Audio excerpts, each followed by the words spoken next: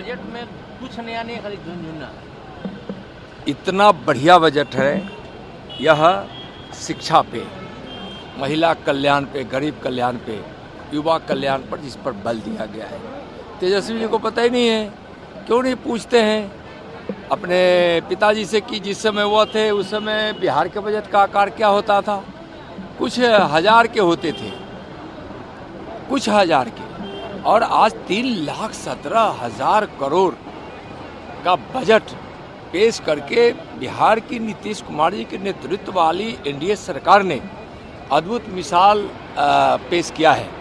यह रोजगार देने वाला बजट है, यह महिलाओं को उत्थान करने वाला बजट है, महिला सशक्तिकरण का बजट है, यह ग्रामीण संरचनाओं को मजबूत करने वाला संगठन है, और शिक्षा के क्षेत्र में जिसकी आवश्यकता थी इस बिहार को, आज जिस प्रकार से नई शिक्षा पद्धति लागू है और उसकी आवश्यकताएं जो है उसको पूरी करने के लिए आज इस शिक्षा के बजट के आकार को इतना बड़ा रखा गया है।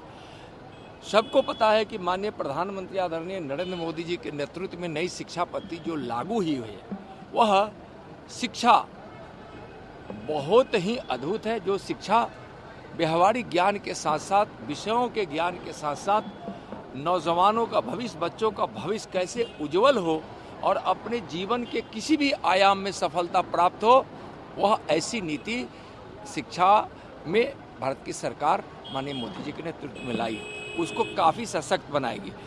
2047 तक माननीय प्रधानमंत्री श्री नरेंद्र मोदी जी का संकल्प जो विकसित भारत का है, उस विकसित भारत के संकल्प को पूरा करने में यह बड़ा योगदान करने वाला बिहार का बजट है। इसलिए तेजस्वी जी को समझ में नहीं आ रहा है, इसलिए कि उनको तो सिर्फ एक ही चीज़ करना है, उन्माद फैलाना है, अपराधियों को संरक्षण देना है, जंगल राज स्थापित हो जाए, ताकि कोई पढ़े लिखे भी नहीं, कोई पढ़े लिखेगा नहीं तो बातों को समझेगा कैसे, नहीं समझेगा तो वह जो समझाने की कोशिश पहले वो करते रहते थे वो अब नहीं होने वाला है। लेकिन इसी तेजस्वी यादव को लालू जी बोलते हैं 2025 में मुख्यमंत्री बनेगा। कैसे बनेंगे मुख्यमंत्री? मुख्यमंत्री तो जनता बनाती है ना। अब बिहार की जनता अपने बच्चों के भविष्य को देखती है, विकास चाहती है, शांति चाहती है, उन्नति चाहती है, वह अपने जीवन में खुशियां देखना चाहती है।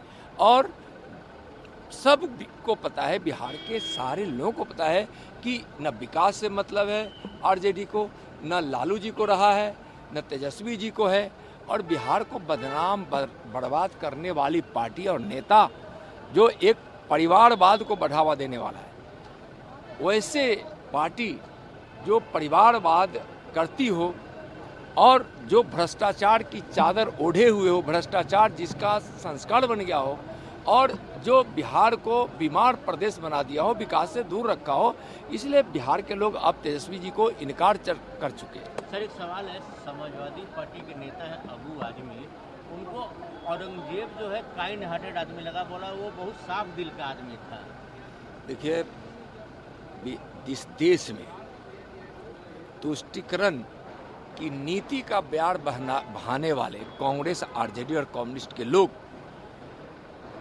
जो हैं वह इस प्रकार के लोगों को प्रश्रय देते हैं और बुलवाते हैं। इस देश के आदर्श कौन हो सकते हैं? इस देश के आदर्श अशफाक उल्लाह खां होंगे, इस देश के आदर्श कैप्टन हमीद होंगे, इस देश के आदर्श भगत सिंह, चंद्रशेखर आज़ाद, गांधी, सरदार वल्लभ भाई पटेल, सुभाष चंद्र बोस, झांसी की रानी लक्ष्मीबाई, बाबू वीर कुंवर सिंह, दशरथ मांझी होंगे, अंबेडकर हैं इस देश के महापुरुष, जिनके पद चिन्हों पर चलकर यह भारत सर्वश्रेष्ठ राष्ट्र बनेगा। और उन सब राष्ट्रवादी और कल्याणकारी नीतियों को अपनाकर माननीय प्रधानमंत्री जी इस देश के गरीबों का उत्थान कर रहे हैं, और भारत आज दुनिया में आर्थिक स्थिति में मजबूत हो रही है, सांस्कृतिक स्थिति से मजबूत हो रही है, और आज भारत के सबसे हमारे लोकप्रिय नेता नरेंद्र मोदी जी को पूरी दुनिया बड़ी आशा के दृष्टिकोण से देखती है। और मैं तो स्पष्ट कहता हूँ, बार बार कहता हूँ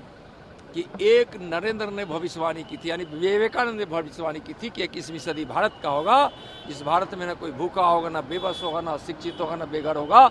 उसको दूसरा नरेंद्र पूरा कर रहे हैं माननीय प्रधानमंत्री जी।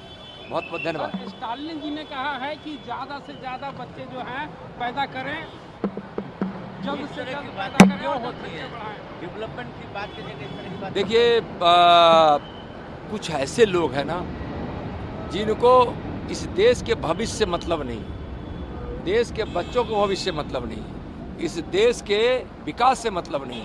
उनको अपनी राजनीति करनी होती है तो कुछ से कुछ बोल देते हैं। और भाई इसलिए कहीं भी अगर कोई बात किस भाव से बोला जाता है उस दृष्टिकोण से देखा जाना चाहिए, क्या समझ के वो बोले हैं।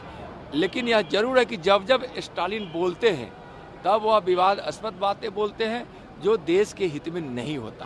कांग्रेस पार्टी, अब क्रिकेट में कांग्रेस पार्टी का इंटरफेयर हो रहा है। रोहित शर्मा कांग्रेस में सवाल का वेट कम करो। देखिए, फिटनेस तो सबके लिए ज़रूरी है, चाहे वह क्रिकेट का हो, चाहे वह मतलब कोई भी खिलाड़ी हो। लेकिन कांग्रेस का भाव गलत होता है। अगर उनको लगता है कि रोहित शर्मा जी का फिटनेस ठीक होना चाहिए तो उनसे बैठकर बातचीत करना चाहिए, इस तरह से सार्वजनिक बयान नहीं देना चाहिए। और किसी एक ऐसे खिलाड़ी जिसने इस देश के लिए ईमानदारी से खेला है, तो इस प्रकार से ऐसे शब्दों से अपमानित करना किसी खिलाड़ी को के लिए यह शोभा नहीं देता है जो कांग्रेस ने रोहित शर्मा जी के लिए किया है। फिटनेस तो सबके लिए जरूरी है। कांग्रेस अपने पेट को इतना बेढब कर ली है और अपने दिमाग को इतना बदतमीजी से भर ली है कि उसको अनाप शनाप कहने के अलावा कुछ उसको सूझता नहीं है। कांग्रेस समाप्त हो चुकी है, कांग्रेस मर चुकी है, उसके बोलने का कोई मतलब नहीं है। लेकिन इस तरह से कांग्रेस को नहीं बोलना चाहिए। बिहार के चुनाव में कहाँ देखते हैं कांग्रेस को, जो चुनाव आने वाला है 2025? अब कोई बचा क्या, आने दीजिए चुनाव। एक है ना हम लोग के बिहार के देहात में कहावत, ऐसा सुपड़ा साफ होगा आरजेडी कांग्रेस का, कम्युनिस्टों का, कि एक है ना कि रहा न कोई रोवन हारा। एकदम साफ हो जाना, सुपड़ा ही साफ हो जाना है।